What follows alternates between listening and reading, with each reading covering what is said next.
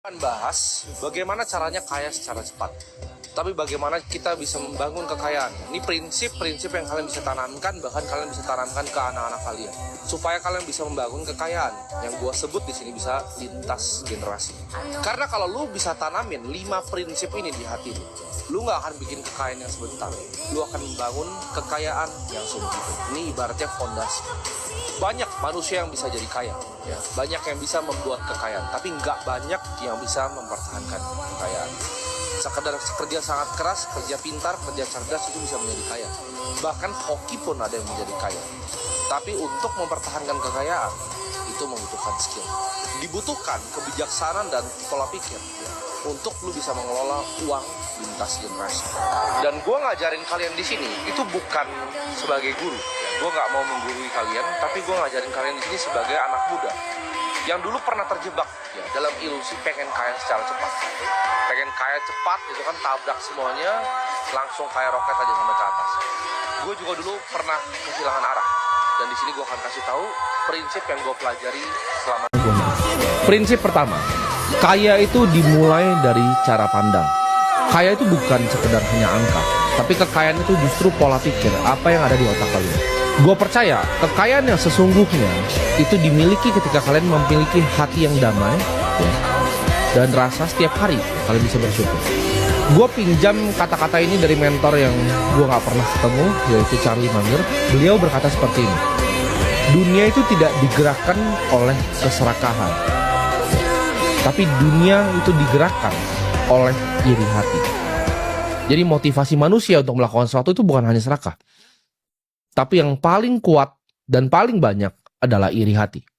Ini gue akan cerita sedikit. Di saat gue waktu itu awal-awal berjualan, kalian semua udah tahu ceritanya, gue berjualan online, berbagai macam barang gue cari dari Cina untuk gue jualkan di sini. Ketika gue masih memiliki puluhan juta, ya, ratusan juta yang kecil nominalnya sekarang, waktu itu gue merasa di atas langit. Ya, nggak ada yang pernah bisa ngomongin gue, nggak ada yang pernah bisa bilangin gue. Gue itu paling nggak kenal yang namanya bersyukur. Ya, gue selalu iri ketika gue lihat orang yang lebih hebat dibanding gue, orang yang memiliki uang lebih banyak dari gue. Gue nggak bisa menunda yang namanya keinginan. Ketika gue mau apa harus dibeli. Ya, gue nggak bisa menunda yang namanya kesenangan. Baru naik dan merasa di atas langit. Baru puluhan juta pertama dan ratusan juta kecil pertama. Waktu itu nafsu gue untuk pamer juga itu nggak bisa dikendalikan. Ya, ketika gue punya puluhan juta, gue nabung 3 bulan beli Rolex. Punya ratusan juta, nabung 3 bulan lagi langsung beli lagi, ya, Audi yang baru. Waktu pertama kali hasil jualan, ya, punya agensi, lalu gue berinvestasi di pasar modal. Itu anak 17-18 tahun itu waktu itu penuh dengan pride dan penuh dengan ego. Gue umur 17 tahun sudah buka-buka botol di klub malam.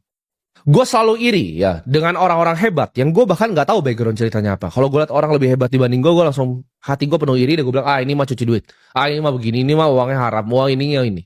Gue sombong sekali dan arogan sekali ketika gue tidak tahu apa-apa. Kalian harus camkan ini di hati kalian, ya.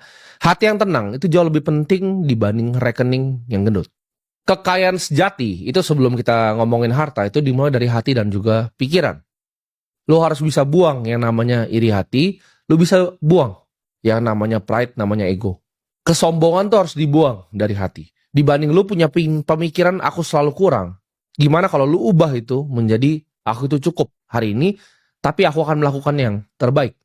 Cukup itu bukan berarti kita stop berkembang sebagai seorang manusia.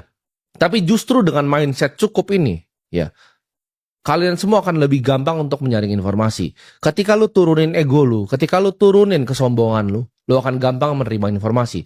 Orang yang sombong ketika nonton video ini muncul di TikTok kalian akan pikir, oh dia kaya muda, dia bapaknya kaya, dia cuci duit. Dengan kesombongan itu menutup apa yang kalian bisa pelajari dari orang yang kalian lihat di sini. Kalau kalian sudah blokir pola pikir kalian, itu kalian gak akan pernah jalan kemana-mana. Kalian akan diam di tempat dan stay di tempat. Ketika ada sesuatu yang kalian tidak mengerti, kalian terlalu cepat beropini dengan pikiran yang sangat sempit. Makanya gue bilang, kaya yang sejati itu dimulai dari hati yang tenang, ya, hati yang bijaksana dan hati yang penuh syukur. Prinsip kedua, ya, hidup di bawah kemampuanmu. Kali ini gue bukan bahas